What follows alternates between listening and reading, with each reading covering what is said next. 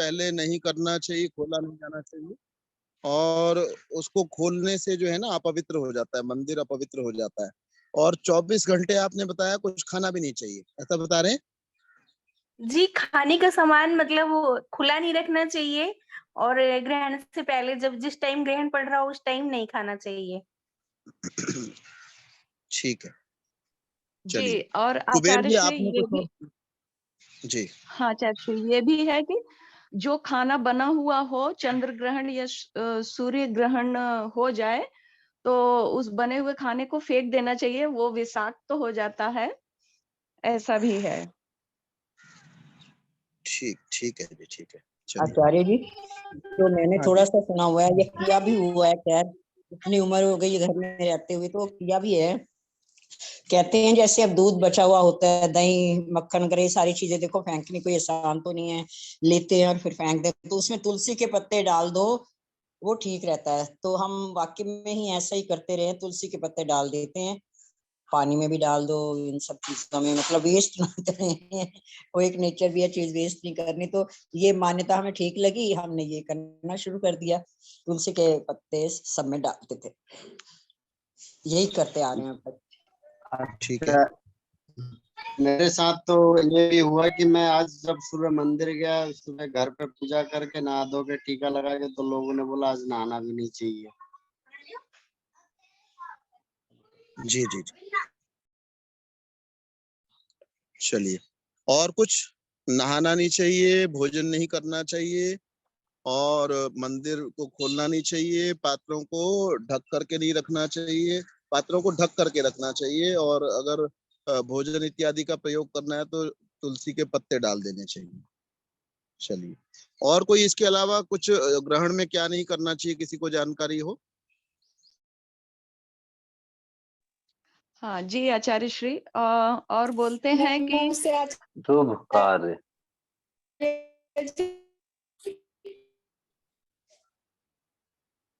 एक समय में एक ही बोलेंगे, अभी रश्मि जी बोल रही हैं।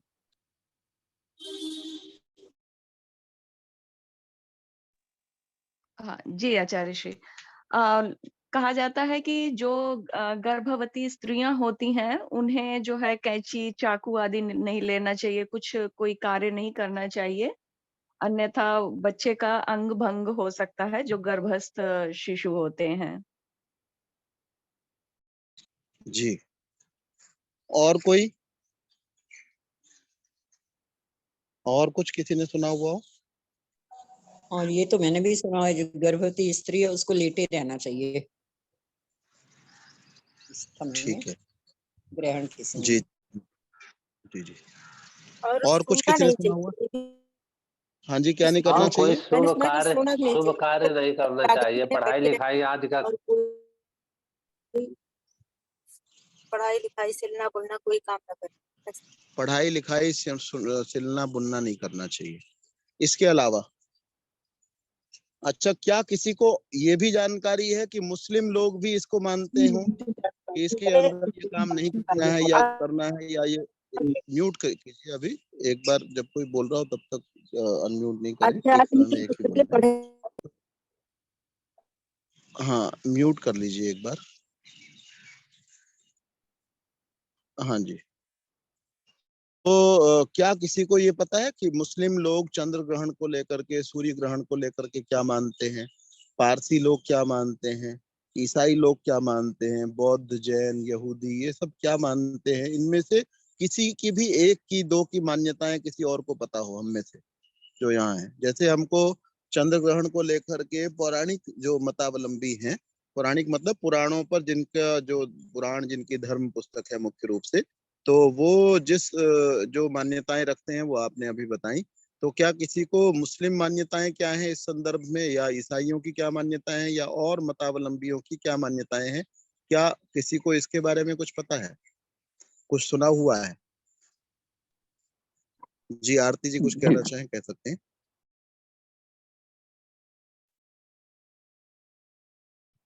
हाँ, हाँ आचार्य जी, क्या पूछे? हम असल में सफर में ड्राइव कर रहे हैं, ये तो सुन नहीं पाए, फिर से बता दें। कोई बात नहीं, आप रहने दें। विनोद मित्तल जी शायद कुछ कहना चाह रहे हैं। जी जी जी, उन अन्य धर्मों में मतावलंबियों में ऐसी कोई मान्यता नहीं है कि ये करना चाहिए या नहीं करना है। साधारण एक प्राकृतिक वो मान करके ही चलते हैं वो लोग भी। तो अब जैसा कि हमने ये सुनी इस बात को, कुछ मान्यताएं हमारी एक जैसी हैं, है ना। प्रायः धर्म जो है ना, वो हर जगह पर बहुत सारी चीजें आपको एक जैसी चीजें मिलेंगी। किसी ने कहा कि भाई आपको गंगा में नहा लेना चाहिए, किसी और ने कहा कि आपको जमजम नाम की कोई नदी है, तो मुस्लिम लोग शायद उसको पवित्र मानते हैं, उसमें नहा लेना चाहिए। कोई तीसरा व्यक्ति कहने लगा जी थेम्स नाम की एक नदी है, वो बड़ी पवित्र है, उसमें नहा लेना चाहिए। अलग अलग मतावलंबियों की कहानी। एक कह रहा था जी गंगा जो है वो बड़ी पवित्र है, दूसरे ने कहा जमजम का पानी बड़ा पवित्र है, तीसरे ने कहा थेम्स का पानी पवित्र है। तो हमने क्या किया भाई, हमने धर्म को जानने का प्रयास किया। भाई ये अलग बात कह रहा है, वो अलग कह रहा है, वो अलग कह रहा है, तो इसमें धर्म होना क्या चाहिए। तो इसमें तीनों में नहाना जो है वो बराबर है ना। एक भी यही कह रहा है कि नहाना चाहिए, दूसरा भी कह रहा है नहाना चाहिए, तीसरा भी कह रहा है नहाना चाहिए, और साफ पानी में नहाना चाहिए, है ना। लेकिन वो कह रहे हैं गंगा का पानी साफ है, उसमें नहाना चाहिए, दूसरा कह रहे हैं जमजम का पानी साफ है, उसमें नहाना चाहिए, तीसरा कहता है थेम्स का पानी साफ है, उसमें नहाना चाहिए, कोई चौथा कुछ और, छठा कुछ और कह रहा है। लेकिन सारे के सारे एक बात समान रूप से कह रहे हैं कि साफ पानी में नहाना चाहिए। तो धर्म क्या चीज हो गई, साफ पानी में नहाना चाहिए, है ना। ऐसे ही सबकी मान्यताएं परमेश्वर है ना। ये मान्यता जो सब जगह पर पाई जाएगी। जैसे मेरे विचार से कहीं पर भी ऐसा असत्य बोलने को नहीं लिखा गया होगा, धोखा देने को नहीं लिखा गया होगा, छल कपट से धनार्जन के लिए नहीं लिखा गया होगा।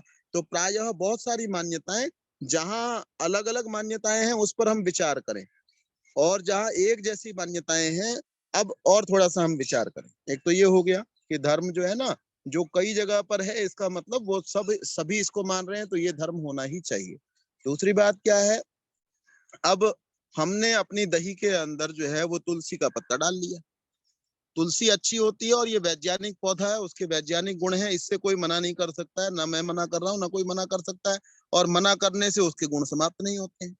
तो लेकिन क्या जिन लोगों ने तुलसी नहीं डाली होगी उनके सबके भोजन खराब हो गए? क्या उस समय में जितनी गर्भवती महिलाएं जो हैं वो घूम रही थी या लेटी हुई नहीं थी, उनके पास तो ये मान्यता है ही नहीं कि गर्भवती महिला को उस समय लेटना चाहिए। और हिंदुओं में भी बहुत सारे अनपढ़ लोग हो सकते हैं, हालांकि उनको हो सकता है अनपढ़ व्यक्तियों को भी जानकारियां बहुत सारी होती हैं, लेकिन किसी को इस बात का बोध ना हो, तो क्या उन सबके गर्भ गिर जाएंगे उस दिन, या कोई बहुत बड़ी अंग भंग हो जाएगा? तो कैंची उठा लेने मात्र से, है ना, कोई अंग कट जाना, है ना, या कोई सिलाई बुनाई कर लेने से क्या ऐसा नुकसान हो जाएगा? तो ये सब मान्यताएं जो हैं वो केवल अंधविश्वास को ही दर्शाती हैं। अलग अलग समयों पर बहुत सारी चीजें चलाई जाती हैं। वो किस लिए चलाई जाती है? कोई व्यक्ति नामचीन हो जाता है, नाम वाला हो जाता है, तो वो अपने नाम से बड़ी चीज में एक बड़ा प्रसिद्ध नाम है आजकल, जिनके बहुत सारे अनुयायी हैं, एक उनके धर्मगुरु हैं, बहुत बड़ा नाम है, आप में से सभी उनको जानते होंगे, नाम मैं नहीं लूंगा। तो उन्होंने एक नई परंपरा चलाई। वो क्या करते हैं, क्रिया एक करते हैं, उसका नाम भी नहीं लेता, नहीं तो आपको सबको पता ही चल जाएगा। तो वो एक क्रिया कराते हैं, लेट जाएंगे, आंख बंद करेंगे। मैं भी उसको जानने के लिए उनके 2-3 दिन का कोई सत्र था, शिविर सा था, उसमें गया था मैं। तो लेट जाएंगे, आंख बंद करेंगे, उसके बाद एक टेप रिकॉर्डर चलेगा और उसकी गति से ही सांस को लेना और छोड़ना करेंगे। और एक शब्द उन्होंने अलग सोच लिया, ओम से अलग है वो शब्द सोच लिया, वो उस शब्द का उच्चारण कराते हैं। वो 2 शब्दों को मिलाकर के एक शब्द बना हुआ है, उसका उच्चारण कराते हैं। तो मैंने वहां प्रश्न किया, मैंने कहा जी ये आपने ये वाला शब्द जो किया ये कैसे किया? तो क्या जवाब आता है इसका कि गुरुजी हमारे बहुत दिन के लिए समाधि में गए थे, और उन गुरुजी को ये इसका वहीं पर इस क्रिया का जो उसका नाम है, उस क्रिया का बोध उस समाधि की अवस्था में हुआ, और तब से उन्होंने इस शब्द को बुलवाना। हालांकि वो जो 2 शब्द बोलते हैं वो भी बड़े प्रसिद्ध शब्द हैं और भारतीय शास्त्रीय शब्द हैं, लेकिन वो ओम से अलग है ना। वो रुद्र, ओम, शिव, इनसे अलग है। तो उनसे अलग क्यों किया, ये व्यक्ति क्यों करता है, जो मुझे समझ में आता है। एक तो उन्होंने ये कहा कि हमको समाधि में अनुभव हुआ या ज्ञान हुआ, एक तो उनका ये कहना है, या तो इसकी बात को सत्य मान लिया जाए, या उन्होंने अपना कुछ नवीनता दिखाने के लिए, जो भी व्यक्ति नामचीन कुछ हो जाता है वो सोचता है कि मैं जब व्यक्ति की सुनना लोग शुरू कर देते हैं, नामचीन हो जाता है तो उसकी सुनना शुरू कर देते हैं, उसकी मानना शुरू कर देते हैं, उसके कुछ अनुयायी हो जाते हैं, तो वो सोचता है कि मैं कुछ नया अपना दे करके जाऊं, अपना कुछ दूं। और वो देना ऐसा नहीं होता कि वो समाज के हित के लिए होता है, अनावश्यक केवल अपने नाम से कुछ जोड़ने के लिए व्यक्ति उसको जोड़ देता है कि ऐसा ऐसा ना करो। तो ऐसा कुछ लोगों ने जो है, अब ग्रहण के समय कुछ लोग दान मांगते हुए पाए जाते हैं। अरे दान तो हर समय में करना चाहिए, ग्रहण के समय दान करने से पुण्य हो जाएगा और ग्रहण से रहित समय में दान करने से पुण्य नहीं होगा, ये बात तो कुछ समझ में नहीं आती है। अच्छा, उस समय में जो मांगने वाली महिलाएं घूम रही हैं, पुरुष घूम रहे हैं, उनमें कुछ गर्भवती भी होती होंगी, है ना। मांगने वाला कोई 1 2 10 20 50 आदमी तो है नहीं, वो भी लाखों की संख्या में है। और ग्रहण के समय में मैंने भी देखा ऐसा मांगते हुए घूम रहे हैं वो। जब आम आदमी को बाहर नहीं घूमना चाहिए, अपने क्रियाकलाप नहीं करना चाहिए, तो वो जो मांगने वाला है वो उस समय में ही अपने क्रियाकलाप क्यों कर रहा है? और उसका क्या मांगने के बाद में उसकी मृत्यु हो जाने वाली है? क्या वो मांगने वाले सारे के सारे मृत्यु को प्राप्त हो जाते हैं? उनको कोई परवाह इस बात की नहीं है। तो क्योंकि अन्य संप्रदायों में नहीं माना जाता है, ये प्रमाण नहीं हो सकता, लेकिन उनके अंदर कोई हानि नहीं देखी जाती। उन्होंने नहीं माना कि गर्भवती स्त्री को लेट जाना है उस समय, और उनकी महिलाएं सामान्य रूप से कार्य कर रही हैं और उनका भी जन्म वैसा ही सामान्य होता है प्रायः करके, जैसे हमारे यहाँ पर स्त्रियों के बच्चों का जन्म होता है। तो ये जो सारी की सारी मान्यताएं हैं, लगभग सारी की सारी अंधविश्वास से युक्त मान्यताएं हैं। यद्यपि आयुर्वेद में एक चीज जो है ना लिखी हुई है, जहाँ सत्यम वद धर्मम चर, बहुत सारी बातें लिखी हुई हैं कि शिष्ट व्यक्ति कैसा होता है। तो उन्होंने लिखा कि ज्योतिषी अनिष्टम, कुछ चीजों को ना देखे, है ना। तो ज्योतिषी अनिष्टम ये लिखा हुआ है कि ज्योतिषी मतलब नक्षत्रों के अंदर जो अनिष्ट घटनाएं होती हैं, अनिष्ट घटनाएं मतलब जो न चाही गई घटनाएं हैं, उनको ना देखे। तो आप उसकी तरफ ना देखें, इतनी बात तो है। ऐसे तो कहते हैं सूर्य को भी नहीं देखना चाहिए, आपकी आंखों के लिए कोई बहुत अच्छा नहीं है, ज्यादा रोशनी आपकी आंखों पर पड़े ये अच्छा नहीं होता। जैसे बहुत बड़ा कोई